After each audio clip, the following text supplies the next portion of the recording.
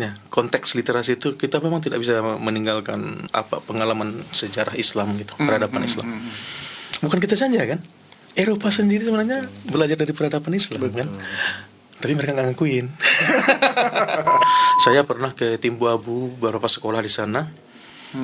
Ada satu sekolah di situ tuh, pustaka sekolahnya itu sudah runtuh, buku-bukunya berserakan, dan itu sudah berlangsung sekitar 1-2 tahun nggak ada diperhatikan. Saya potret itu, saya kirimkan ke dinas terkait. Ternyata negara-negara kita ini punya pustaka, bukunya banyak, ratusan, ribuan mungkin ada, tapi tidak ada kunjungannya. Saya paling marah sebetulnya, karena bagi saya Pasaman Barat itu sebetulnya masyarakat itu, mereka itu tidak malas baca buku. Kenapa hilang kebiasaan itu? Kenapa hilang? Kenapa tuh Bang?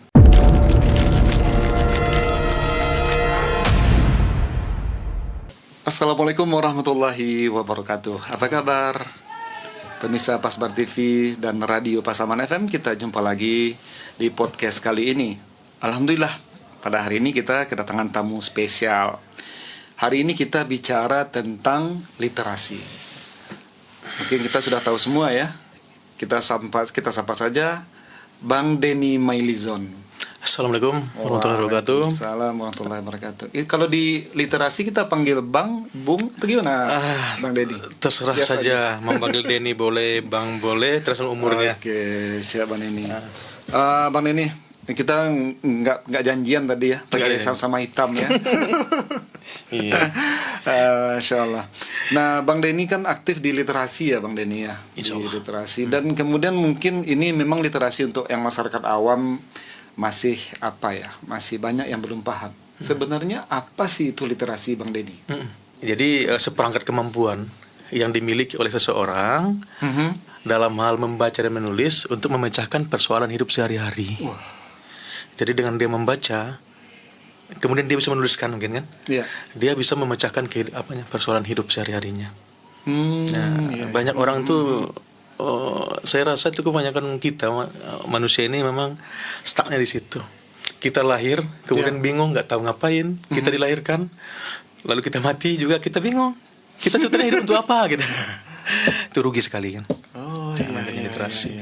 Makanya ulama dulu itu literasinya tinggi ya Bang. Nah itu peradaban Islam itu memang luar biasa. Sahih Bukhari itu sampai sekarang masih, Masya Allah. Ya, konteks literasi itu kita memang tidak bisa meninggalkan mempelajari dari pengalaman sejarah Islam gitu, peradaban Islam. Bukan kita saja kan, Eropa sendiri sebenarnya belajar dari peradaban Islam. Betul. Kan, tapi mereka nggak ngakuin. Gitu. Tapi nggak beramal ya. Gitu, ya. Oke, Bang Denny, mantap.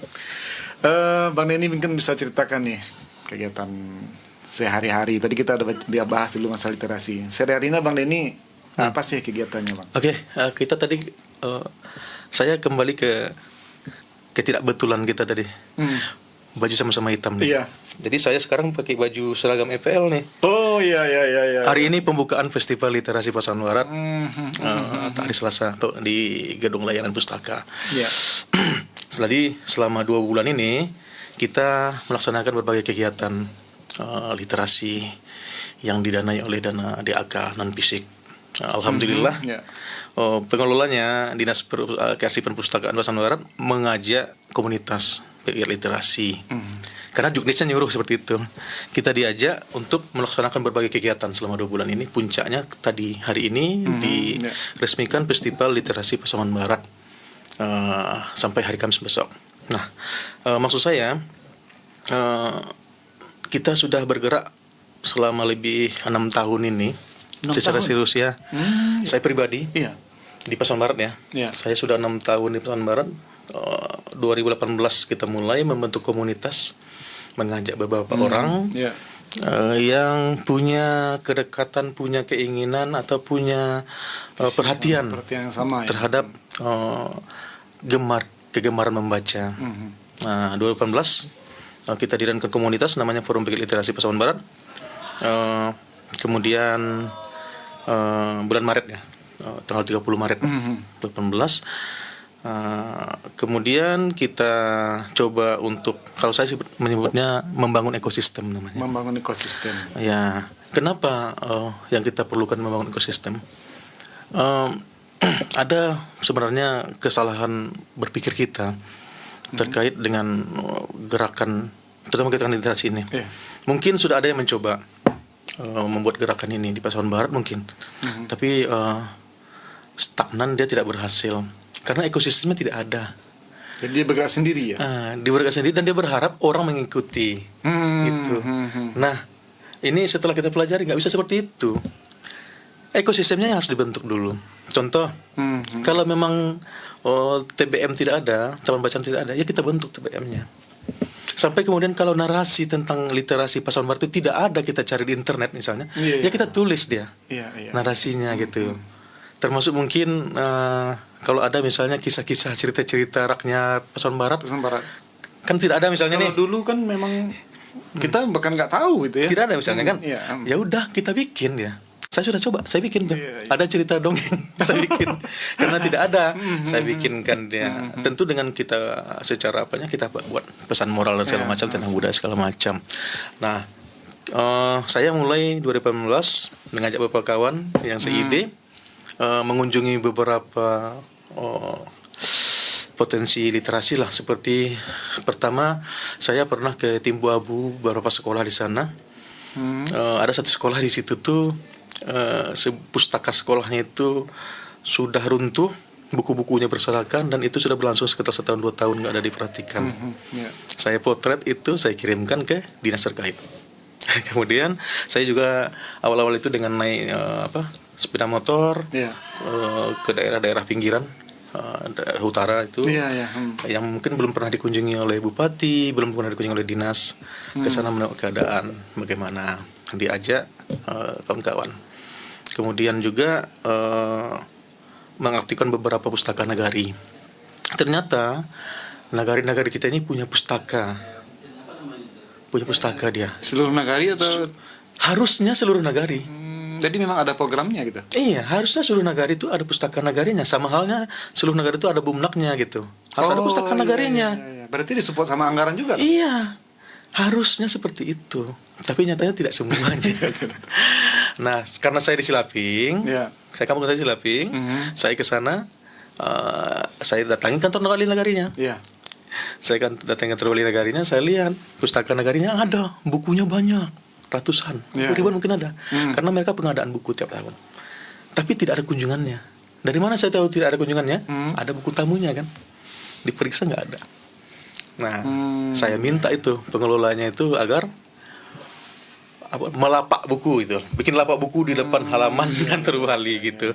Kita bikin mengambil perhatian ya. Iya, berperhatian. Ya, awalnya dia takut tuh. Apakah saya harus lapor ke wali nagari? Saya bilang karena kampung saya ini, saya kenal wali nagarinya. Nggak perlu lapor saya. Kita bikin semangatnya. Kita bikin lapak buku sampai tidak semangat lagi. Nah, kita bikin sampai 3 minggu itu. Di minggu ketiga baru orang datang, baru mau tahu apa sih sebenarnya. Apa sih ini sebenarnya? Oh, ini buku gratis. Ini buku ini ada di dalam, ada pustaka kita, pustaka negara kita. Ini untuk kita semua, boleh dipinjam, boleh. Boleh dipinjam, boleh bawa pulang, boleh. Silakan dibawa pulang. Nah, sejak itu ada beberapa kunjungan di pustaka negara itu. Kemudian di daerah paling ujung, di daerah Desa Baru ya. Itu paling juga perbatasan ya. Saya intervensi juga karena kebetulan pengelolanya teman juga. Kita bikin lomba-lomba dengan biaya kantong sendiri. Saya keluarkan biaya sendiri, nggak usah minta-minta dulu. Gerakan seperti itu, saya dekat-dekati teman-teman satu persatu yang sampai sepaham ya. Yang sepaham. Ke Kinali juga seperti itu, ada Kinali Kinali membaca, ada teman-teman di situ dulu ya 2019 itu ada semuanya per orang gitu. Ternyata saya capek sendiri jadinya. Capek juga. Ibarat cerita Lebay Malang jadinya. Kejar ke sana, lepas di sini, lepas ke sana, kejar di sini. Makanya 2021 itu kita rubah lagi strateginya. Makanya ciri itu adalah membangun ekosistem tadi. Berarti sebelumnya bekerja sendiri tadi pertamanya itu kerja sini, nggak punya manajemen, nggak punya apalah. Hanya semangat aja lah, semangat. Jadi itu. Mulai bangun ekosistem 2021 kita bangun ekosistem itu. Apa yang pertama Pertama, saya harus punya teman-teman yang memang seide sejalan dengan saya gitu. Tidak hanya ikut-ikutan. Mereka tuh harus punya pengetahuan teman-teman nih. Artinya kalau saya ketua FPL misalnya, sekretaris saya, bendahara, kemudian kabit-kabit itu semuanya wajib upgrade ilmu tentang literasi, upgrade ilmu tentang manajemen pengelolaan komunitas. Mereka harus tahu pengelolaan komunitas, baru bisa sejalan gitu. Selama ini ternyata tidak, kita tidak memikirkan itu. Nah, kita yang di isi kepala kita aja. Kepala kita aja. Nah, teman-teman ini memang diikutkan. Kalau ada misalnya di daerah, di provinsi segala macam, saya ikutkan pelatihan peningkatan kapasitas komunitas. Itu ada memang alhamdulillah karena kita di forum TBM, ada juga forum TBM. Saya ikutkan di situ. Mulai pengetahuan kita disamakan tuh, sama gitu pengetahuan kita. Akhirnya alhamdulillah sekarang secara komunitas kita sudah bisa kendalikan lah pengelolaannya. Itu berapa yang sudah terbentuk itu Bang Denny sampai 2025 ini? Apanya? Komunitas FPL apa teman TBM dari dulu sampai sekarang. Dia ada dua nih kan, forum pengingat literasi, kemudian ada forum TBM ya, forum tahan bacaan. Oh ya, ini dua organisasi berbeda. Tapi saya ketuanya dua-duanya. Forum berbeda nih. Jadi gini, kalau FPL ini forum pengingat literasi ini anggotanya adalah orang per orang. Bebas orang per orang, siapa saja boleh jadi anggota FPL. Tapi forum TBM itu anggotanya lah TBM, taman bacaan, bukan orang per orangnya, tapi komunitas TBM-nya. Jadi dia memang punya taman bacaan. Nah gitu, itu anggota, itu perbedaannya. Itu perbedaannya. Nah termasuk kemudian kita perbaiki komunitas ini dengan melengkapi administrasi. Ternyata komunitas itu walaupun dia independen, administrasinya harus dilengkapi. Karena negara menghendaki seperti itu. Kalau administrasi kita tidak lengkap, negara tidak bisa bantu. Gitu. Gitu harus terdaftar. Harus terdaftar dulu. Pakai SK Menkumham juga. Harus SK Menkumham gitu. Kita notariskan. Harus buka rekening. Berarti sama kayak yayasan ya berarti ya? Ya semacam yayasan. Yayasan kita. Alhamdulillah. 2001 Duta Baca datang ke sini, Duta Baca Indonesia Golagong. Selama seminggu kita keliling. Itu dampak beliau datang tuh kita bisa memberikan pencerahan terkait literasi ini sekitar 2.000 orang. 2.000 orang. Jadi kita datang ke sekolah-sekolah, datang ke Cahaya Mekah, datang ke Al-Kafi, ke Darul Hikmah. Sekolah lah ya. Sekolah gitu di Pesantren Barat ini. Datang beliau kasih, kemudian acara di kantor bupati, terus ke Darussalam juga segala macam. Ada sekitar 2.000 orang yang kita datangi. Dan kemudian juga ada bawa oleh-oleh. Bawa oleh dari Perpusnas, gedung layanan pustaka kita itu sekarang. Alhamdulillah. Yang jalur 32 ya? Iya, jalur 32. Yang tempat acara sekarang itu. Tidak semua kabupaten kota dapat gedung seperti itu. Kenapa kita dapat? Karena potensi besar gerakan literasi itu di Pasaman Barat. Dipantau sama pusat. Kita punya potensi yang sangat besar sekali. Bisa berkembang gitu. Bisa berkembang, bisa mengimplementasikan dan punya sumber daya untuk itu. Dan grafiknya naik terus. Coba bayangkan, Perpusnas saja melihat potensi itu. Kenapa kita tidak? Nah, tanya itu Bang Denny, yang nggak melihat itu siapa? Nah itu, berarti kacamatanya mungkin agak dirubah gitu, rubah kacamatanya. Kacamata gini maksud saya. Saya dulu ketika gerakan ini mulai, Abang, saya manggil Abang ya. Iya, silakan. Gerakan ini mulai, saya dibilang cari panggung untuk politik. Bang ini profesi sehari-hari apa? Saya pegawai negeri sipil. PNS. Luar biasa. Saya guru, bukan? Bukan, pegawai negeri sipil lah di sebuah instansi. Sebuah instansi. Saya dibilang ini cari panggung nih, karena tiba-tiba saya pulang dari Padang kan. Saya kan di Padang selama ini.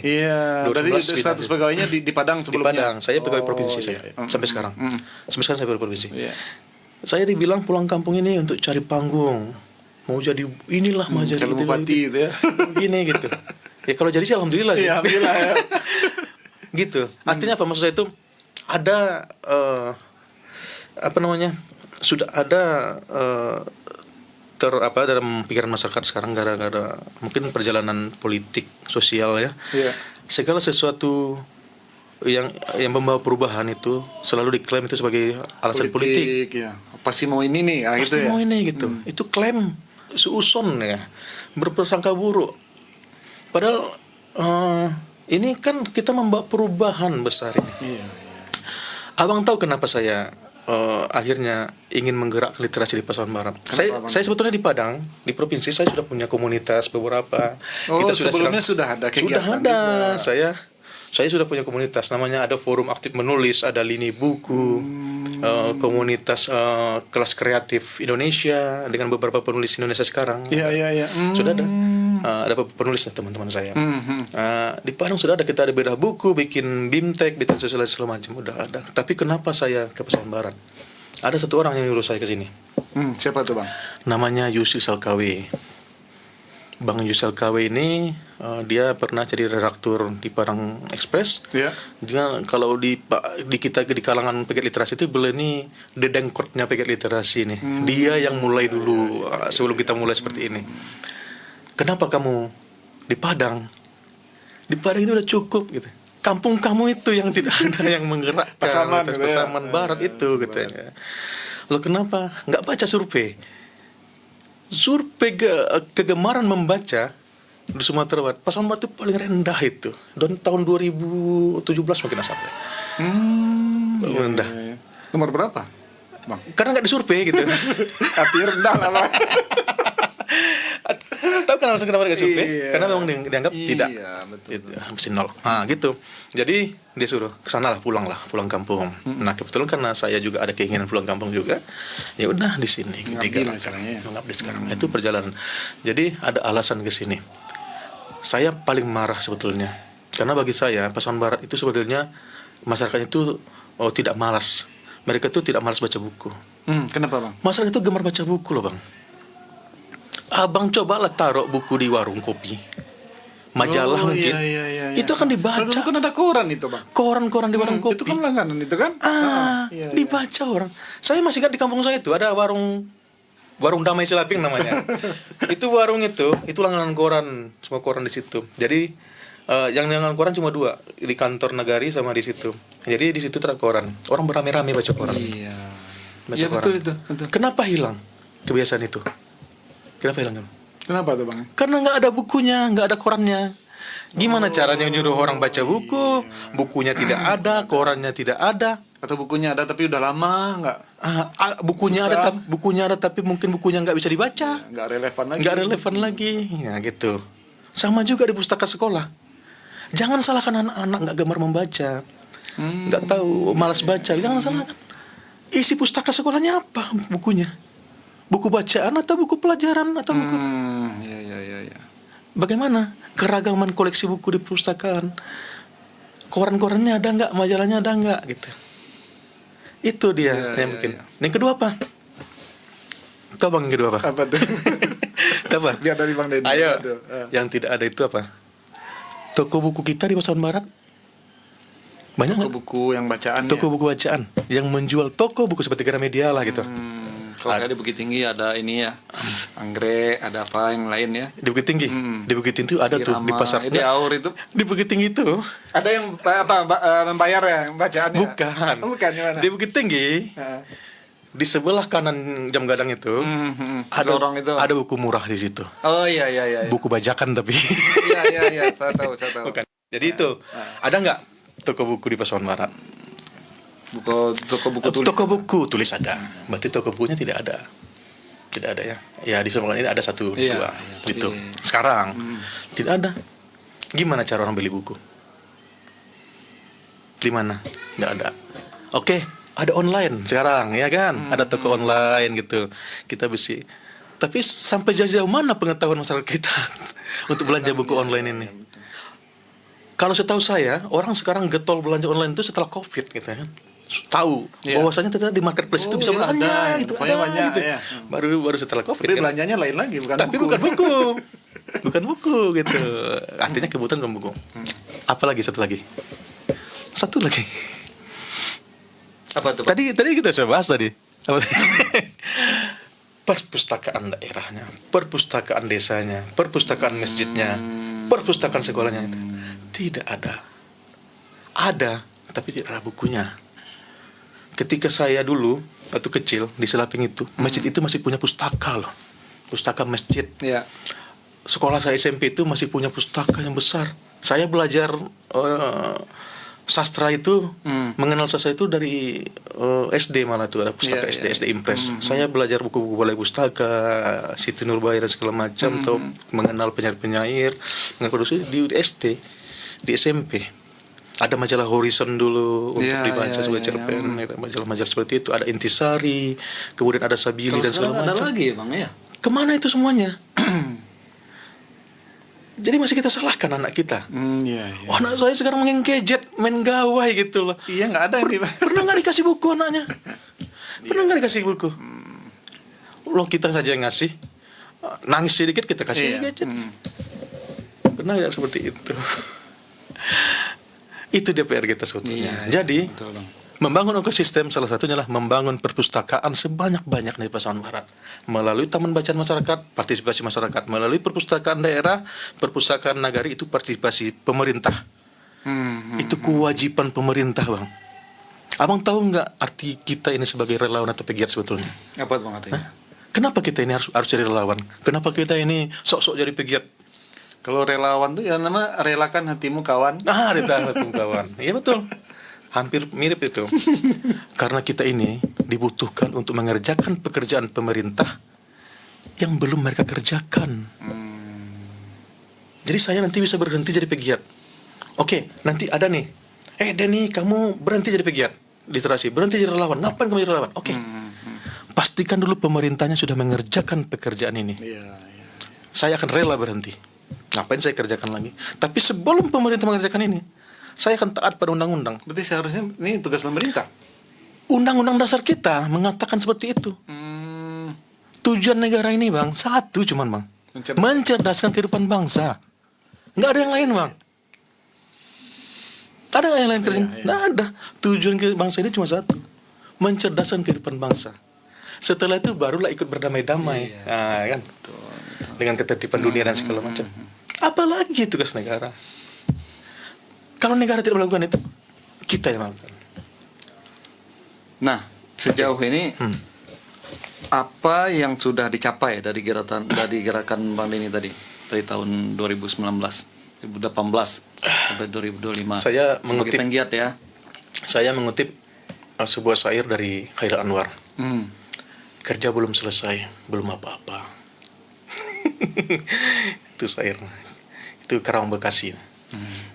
Kerja belum selesai, belum apa-apa. Ini masih kerangka-kerangkanya baru. Makanya kita di tapak-tapaknya ya, di rumah ya. Alhamdulillah sekarang di periode pemerintahan sekarang di Pasaman Barat ini, alhamdulillah masuk salah satu sub visi itu mewujudkan Pasaman Barat literat. Dan kita kasih tenggat itu 2030 itu Pasaman Barat itu harusnya sudah masuk kategori kabupaten literat. Kabupaten literat. Iya, kabupaten literat 2030. Itu syaratnya? Iya, dimulai dari sekarang dong. Dimulai dari sekarang. Ada beberapa pilar namanya tuh. Ada beberapa hal yang ini menarik nih, Bang. Ya, ada kalau ada beberapa pilar. Lupa saya nanti. Pertama itu fasilitas pemerintah itu harus memberikan fasilitas. Dalam bentuk? Ya tadi perpustakaan. Mereka bangun perpustakaan daerah, mereka adakan buku-bukunya, mereka punya duit toh, kita nggak punya duit. Mereka punya jaringan, mereka bisa minta ke perusahaan-perusahaan yang banyak di Pasaman Barat ini salurkan CSR-nya untuk TBM, buku-buku gitu, beli buku, ya kan? Atau bikin kegiatan-kegiatan untuk upgrade ilmu segala macam. Kemudian apalagi membuat legalitas, ya. Berarti peraturan. Itu sangat penting. Harus ada. Kenapa indeks peningkatan IPLM, indeks literasi masyarakat kita rendah? Karena tidak ada peraturan itu. Kalau di pusat, di PP itu ada peraturan PP itu tentang gerakan literasi nasional. Gerakan literasi nasional. Kenapa kita tidak adakan perda tentang gerakan literasi daerah? Jadi ada poin-poinnya gitu. Ada poin-poinnya, jelas mau dilaksanakan dan jelas dukungan pemerintah itu. Jadi gerakan ini tidak bisa dilaksanakan tanpa dukungan pemerintah. Ya. Karena ini tadi kan karena tujuan negara itu mencerdaskan kehidupan bangsa ya. Nah, gitu. Gitu, Bang. Dan kemudian apa lagi yang perlu? Partisipasi masyarakat. Contoh sekarang nih, alhamdulillah saya diundang di sini oleh Pasbar TV mungkin oleh Abang ya. Ini jujur saya ngundang Abang sebenarnya sebelumnya saya mengundang Abang untuk karena hari kegiatannya hari literasi. Kemudian saya ada list beberapa yang udah antri. Saya bilang sama Ade, Bang Denny duluin. Terima Bang. kasih. Artinya ini salah satunya, partisipasi masyarakat itu penting. Kita harus bergotong royong. Ini pekerjaan gotong royong ini. Yeah. Saya mulai tadi cerita saya sendiri gitu, dan capek saya. Ada beberapa orang yang sudah mulai mungkin capek berhenti dia. Iya. Ada sudah mulai. Saya ada beberapa kenal yang gitu. Ternyata ini kerja bersama-sama. Nah, pertanyaan tadi, apa pencapaiannya? Pencapaian yang kita capai hari ini, terutama di komunitas sekarang, adalah gotong royong tadi. Kita bertemu dengan beberapa orang seperti burung yang mendapatkan ranting yang sama gitu. Lalu kita berkicau di situ, memberi keindahan bersama-sama, kita memberi saran, kita bertengkar di situ, kita berdiskusi bagaimana baik segala macamnya. Itu bagi saya pencapaian. Saya bertemu dengan beberapa orang sahabat yang mendukung gerakan-gerakan ini, gerakan baik ini, yang tidak berprasangka buruk bahwasanya saya akan mencalon ini segala macam, itu tidak ada. Karena ini memang betul-betul untuk bersama. Kemudian juga pencapaian apa lagi? Masuknya misi kita di pemerintah daerah saat ini. Mudah-mudahan ini bertahan, karena saya lihat saya lihat bagus sekarang nih, pencapaiannya bagus pemerintah nih sekarang nih. Termasuk dukungannya bagus, berbeda dengan dulu juga bagus. Kemudian juga kita di Pasaman Barat ini sudah dapat buku bantuan, karena tadi kita tidak baca buku. Tahun ini masuk buku 21 ribuan eksemplar buku bacaan anak Barat. Ya, anak sekolah. Tahun kemarin 20 ribuan lagi. Jadi saya hitung 42 ribu eksemplar sudah masuk melalui TBM, ya, karena mereka yang melakukan kegiatan ya. Nah, kenapa dulu kita tidak dapat bantuan buku? Enggak ada TBM-nya. Mau disalurkan kemana? Gimana cara membantu? Gitu. Sediain dulu kolamnya, baru diberi ikan. Iya, betul. Nah, seperti itu pencapaian juga. Kemudian tahun kemarin kita dapat bantuan dari Badan Bahasa itu bantuan komunitas sastra namanya. Ada uang 150 juta. Ya, kita dibantu dengan kegiatan. Ada beberapa kegiatan sampai Oktober kemarin kita laksanakan. Ada ahli wahana, ahli wacana, ahli wicara namanya. Ahli wicara, ada beberapa. Ada 3 poin. Ahli gitu. Di bahasa itu karena kita di sini ada 3 etnis, Jawa, Minang, Mandeling. Dibuatlah bahasa daerah. Kita bikin cerita pendek dengan bahasa Jawa, bahasa Minang, bahasa Mandeling. Nah, itu melibatkan siswa-siswa SMA, SMK. SMP, SMA. Ya. Ahli wicara itu dongeng-dongeng tadi. Ada cerita-cerita rakyat segala macam. Bertutur gitu ya. Iya, bertutur itu dibuat dalam bentuk tulisan seperti yang kita bicarakan kemarin. Kita bentuk dalam tulisan. Itu namanya mengalihkan lisan ke tulisan. Nah, itu yang kita lakukan kemarin bulan Oktober dengan dana dari pemerintah. Ternyata ketika komunitas diperbaiki itu kita dapat dana. Iya. Nah, alhamdulillah. Nah, itu bagi saya pencapaian seperti itu. Itu luar biasa itu Bang Denny. Artinya dulu dari seperti grafik tadi itu ibaratnya udah nampak lah tracknya ya Bang Denny ya. Nah, kemudian sekarang lagi kan sudah era digital. Yes. Nah, era teknologi ya. Iya, silakan Bang Denny. Ini kan sekarang udah era digital. Nah, menurut Bang Denny, digital ini ancaman atau justru peluang? Saya termasuk kaum pendukung digital. Nah, bagaimana menghubungkan literasi dengan digital? Jadi karena saya mendukung ini dan saya melihat ini peluangnya, digital ini bagi saya adalah tool ya, alat. Kita butuh alat-alat yang membantu untuk mendekatkan program literasi ini kepada masyarakat, ya kan? Kalau kita misalnya tidak bisa melempar buah itu dengan batu, kita gunakan galah, gitu. Nah, ibaratnya seperti itu. Kalau sekarang mengumpulkan orang susah untuk pelatihan digital, pelatihan literasi, apa salahnya sekarang dengan Zoom sekarang sudah bisa. Iya, betul. Apa salahnya kita gunakan hal seperti itu? Digital itu penting, termasuk juga buku-buku. Walaupun saya sebetulnya kalau soal buku sampai sekarang saya tidak bisa menikmati e-book itu saja. Tapi buku elektronik itu, tapi bagi saya buku elektronik itu sangat membantu ketika buku itu didigitalisasi. Sangat membantu sekali. Karena itu beda. Saya mungkin produk lama yang dibesarkan dengan buku-buku fisik. Iya. Tapi sekarang kan generasi sekarang berbeda. mereka itu adalah mereka sudah generasi digital gitu. Dan bagi mereka mungkin buku fisik ini tidak nyaman kembalikan dengan kita gitu. Karena kebiasaan ya. Karena dulu kebiasaan kita juga buku fisik. Nah gitu, kebiasaan. Jadi kita menyesuaikan dengan kondisi sekarang, kondisi dan zamannya. Ada zamannya sekarang memang zaman digital. Dan kita sekarang ingin mendekatkan program literasi ini kepada masyarakat seluas-luasnya. Nah, seluas-luas ini maksud saya tentu tidak masyarakat dewasa saja. Tapi tentu target kita adalah remaja dan anak-anak gitu. Gen Z katanya sekarang ya. Gen Z, ya. Nah, generasi Z, generasi Alpha dan segala macam. Ya otomatis memang digitalisasi harus. Itu penting. Masuk ke situ ya. Iya, penting itu. Caranya gimana, Bang? Biar enggak keterusan atau memang bisa mengalihkan gitu, Bang. Ya, jadi kalau bagi saya sebetulnya ini bukan masalah mengalihkan sebetulnya. Tidak ada yang mengalihkan seperti itu. Artinya tetap mengalir itu deh. Iya, tidak dialihkan gitu. Tidak ada mengalihkan. Jadi ini langsung masuk saja seperti apa ya namanya? Jalan seperti itu aja, kebutuhan sehari-hari gitu. Digitalisasi produk digital tetap sejalan dengan produk-produk yang manual, yang fisik. Sejalan. Tidak ada di situ yang dikotominya, tidak ada.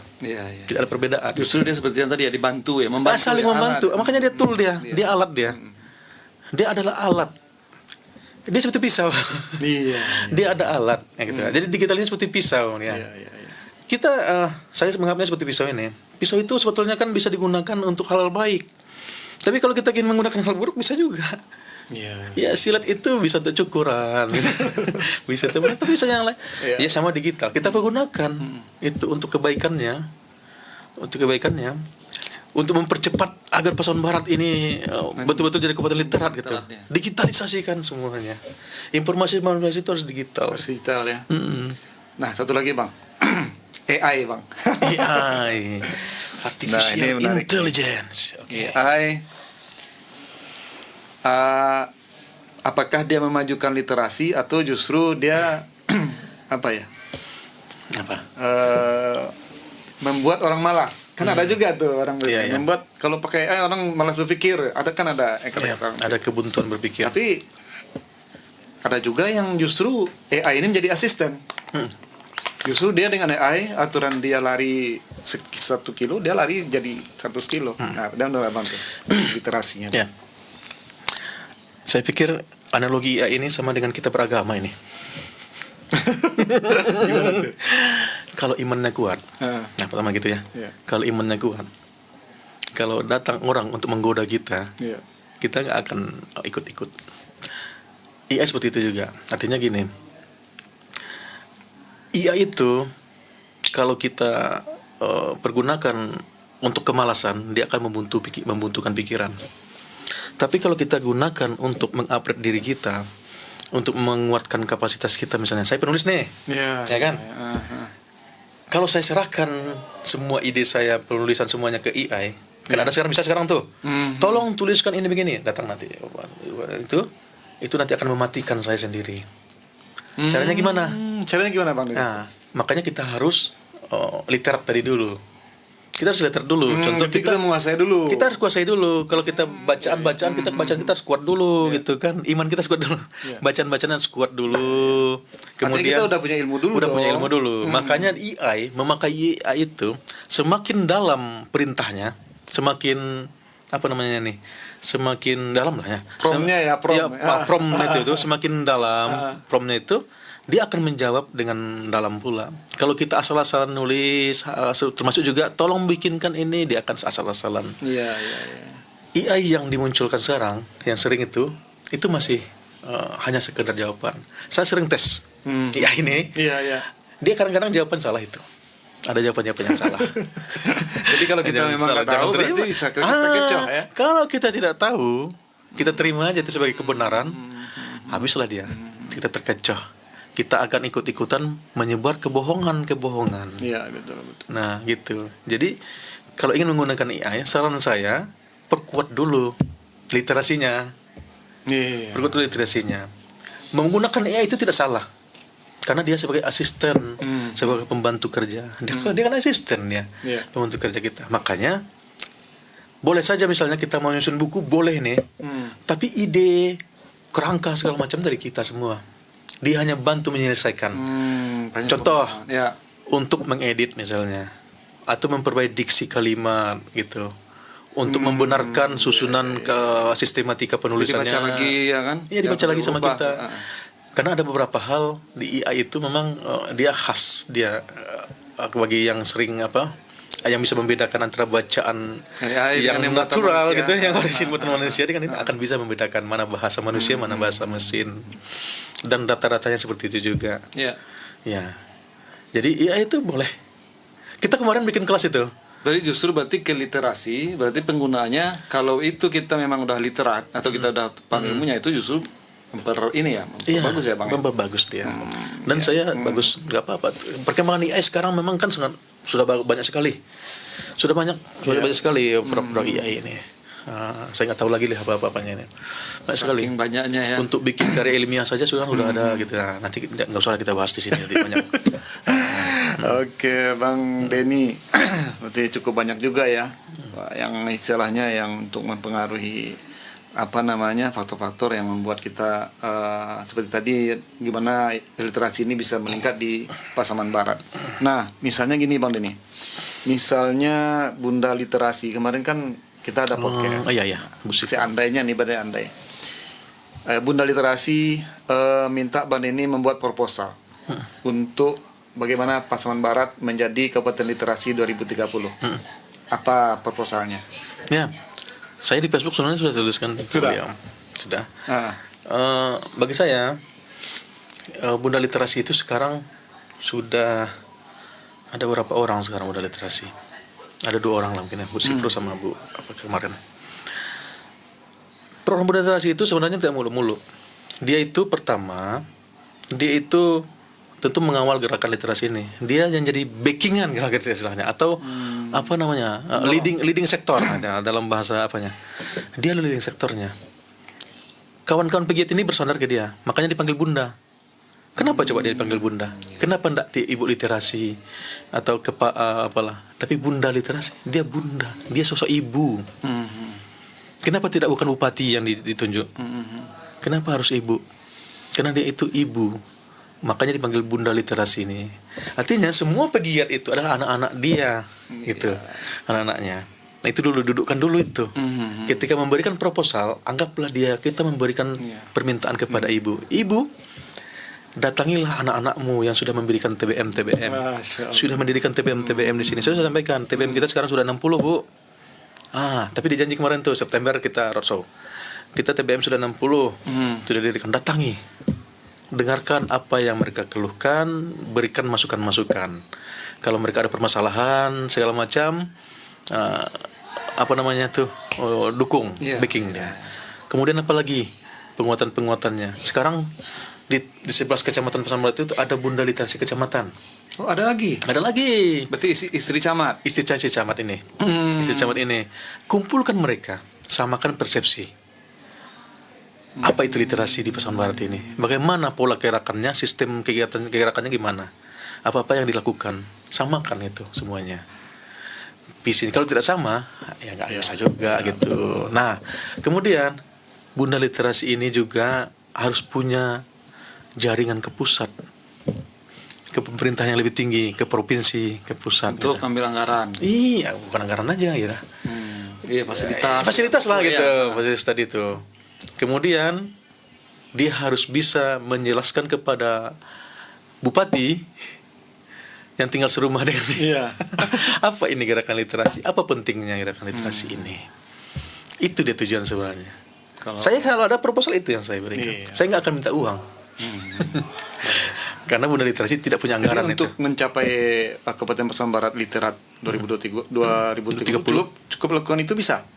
Ya tidak itu saja. Karena pertanyaan dari Bunda Literasi kan itu dia kerja Bunda Literasinya. Kalau yang pertanyaan tadi itu, tadi sudah saya sampaikan tadi itu.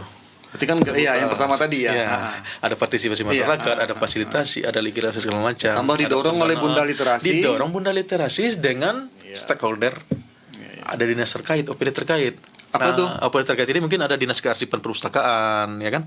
Kalau pendidikan? Ada dinas pendidikan untuk ke sekolah-sekolah. Dan kemudian ada dinas pemberdayaan masyarakat desa, nagari, DPNN. Tiga ini paling penting sekali nih bergerak nih. Dinas kearsipan perpustakaan ini untuk gerakan literasi keluarga. Literasi keluarga, TBM, kantong literasi pojok baca. Dinas pendidikan ini untuk literasi sekolah. Pendorong literasi sekolah. Bagaimana menggiatkan gerakan literasi di sekolah. Gerakan sekolah. DPMN ini untuk menggerakkan nagari-nagari agar memiliki pustaka nagari di 90 nagari Pasaman Barat. DPMN ini penting. Jadi kalau 90 nagari ini bergerak, berarti ada 90 pustaka ya? Salah. Nah? Ketika nagari ini bergerak, kita punya 90 nagari. Ya. 10 TBM per nagari bisa didirikan. Iya. 900, Bang. Luar 900 biasa. kantong literasi bisa didirikan. Saya tidak menyebut TBM, tapi kantong literasi. Iya, kantong literasi. Iya, kantong literasi. Kenapa kantong literasi? Kantong literasi ini artinya rumah baca, taman bacaan, pojok baca, pustaka masjid, pustaka gereja, pustaka gereja juga bisa. Pasar, warung, kafe, apa lagi? Itu bisa didirikan semua. Jadi tidak harus TBM. Lapak baca juga boleh. Atau mereka mau bikin sesuatu mungkin di Krisis Kambling, di tempat orang meronda mungkin bikin buku, boleh. Sambil baca bisa, ya, sambil baca.